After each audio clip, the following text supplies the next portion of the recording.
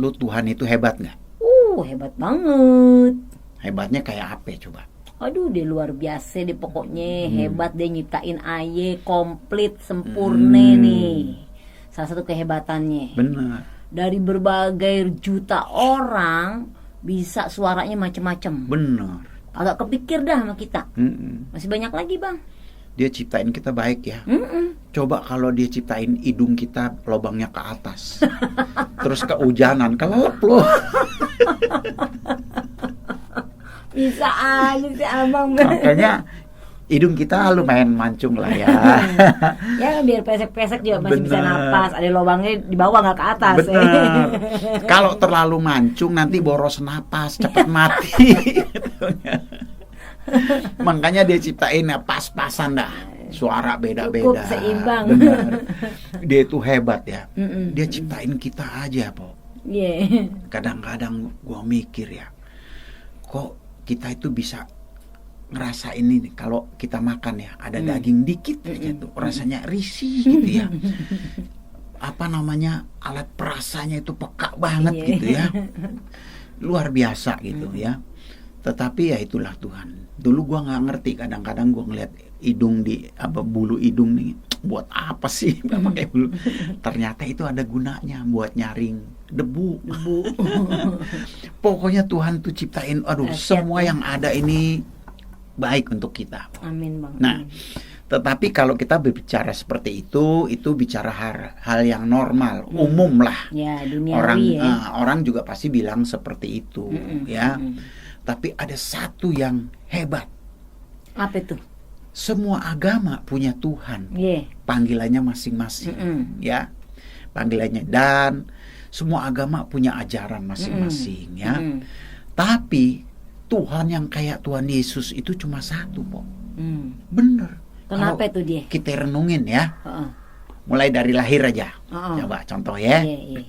Mana ada sih Tuhan lahir di kandang? Kagak ada.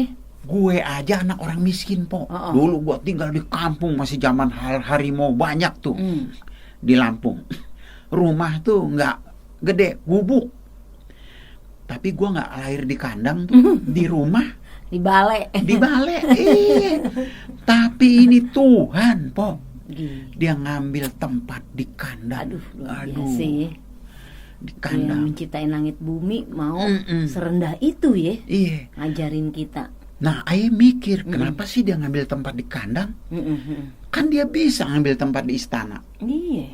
Nah, kenapa, Po? Kenapa dia di kandang? Karena kandang itu tempat umum. Jorok. Artinya tempat umum. Tidak ada orang melarang orang datang ke kandang. Iya, bebas. Betul nggak? Lu mau gembel, mau gembala, mau orang susah, bisa datang ke kandang. Dan Yesus ada di sana. Datang nyembah dia. Coba kalau dia lahir di istana. Aduh. Khusus orang yang VIP. Bener. Khusus orang-orang kaya. Ya, bangsawan. Nah, kaum gembala datang ke sono. Langsung tuh pegawai istananya, tentaranya, ngapain lu gembel-gembel ke sini? Pergi sono, pergi. Nggak boleh dia. Ya dilarang dia. Tapi dia ngambil di kandang, satu tempat yang sangat sederhana. Luar biasa. Padahal dia Tuhan. Ya pengajarannya ya. Wah. Yesus ngambil tempat seperti itu. Nah, yang lucu, Po. Iya, apa itu? Dalam kelahiran Yesus itu ada dua kelompok manusia yang datang nyembah dia. Yang pertama kaum gembala. Kaum gembala ini adalah satu kaum budak sebetulnya. Dan mereka menggembalakan ternak bukan milik mereka sendiri, tapi milik tuannya. Nah, itu mereka. Mereka itu orang-orang yang masa depannya suram. Madesu. Tapi yang dapat kabar duluan justru mereka. Kenapa? Karena Tuhan tuh sayang orang-orang sama orang miskin. Orang-orang yang gak punya masa depan. Karena dia sanggup memberikan masa depan, Po. Amin.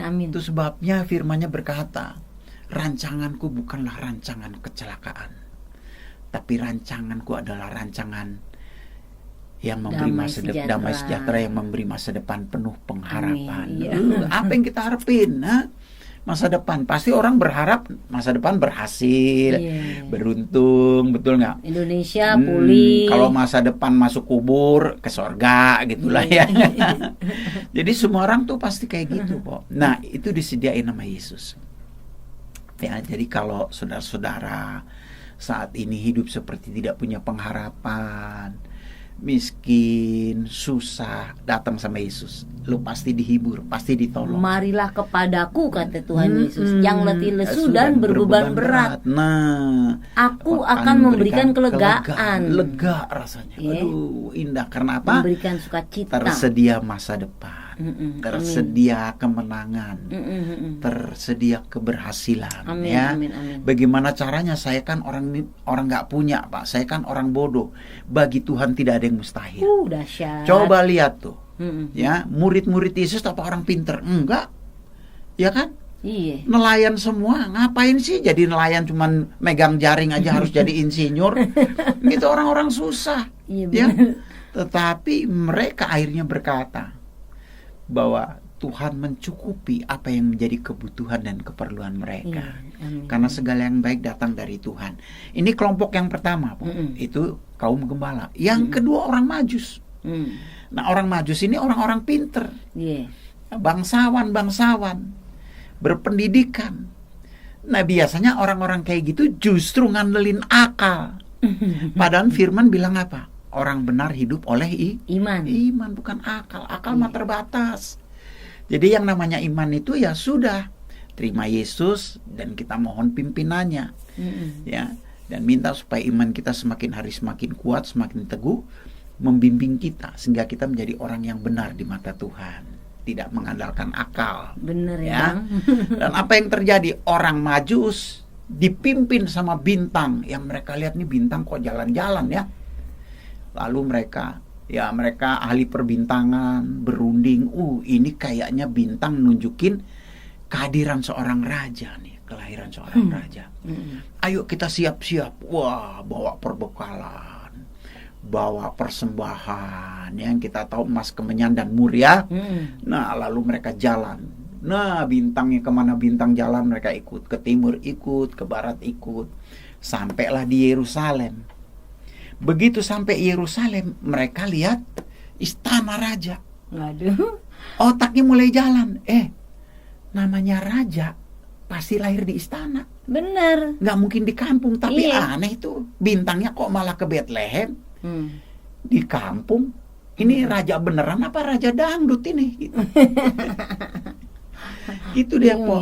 Akhirnya karena mereka dikuasai akal, mereka masuk ke istana Herodes. Tanya di sana, ternyata tidak ada bayi yang dilahirkan.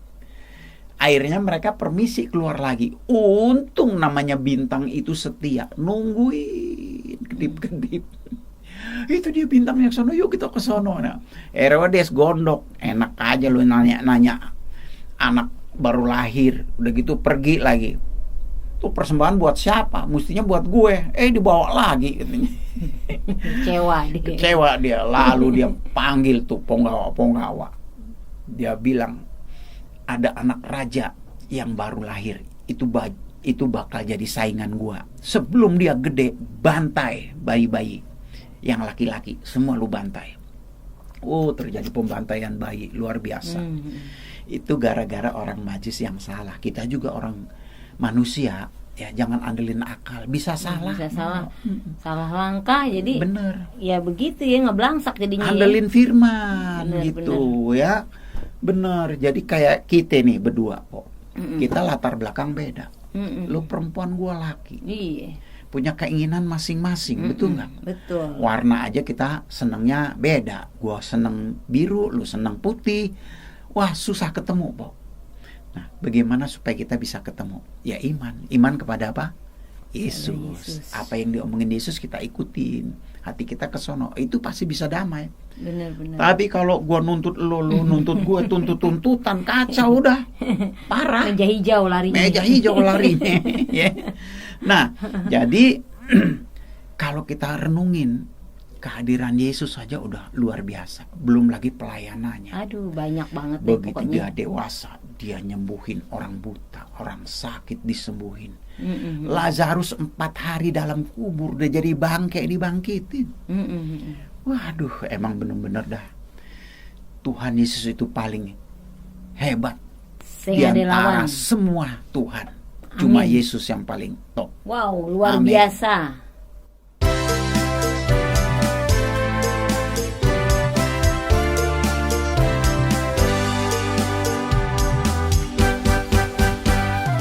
Dari sorga ke dunia, karena kasihnya ame kita, supaya kita kagak binasa.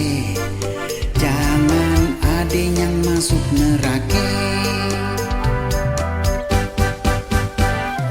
Emang gak ada duanya, cuma dialah satu-satunya. Tuhan yang pengasih dan penyayang, yang datang buat semua orang. Tuhan Yesus baik, Dia sangat baik.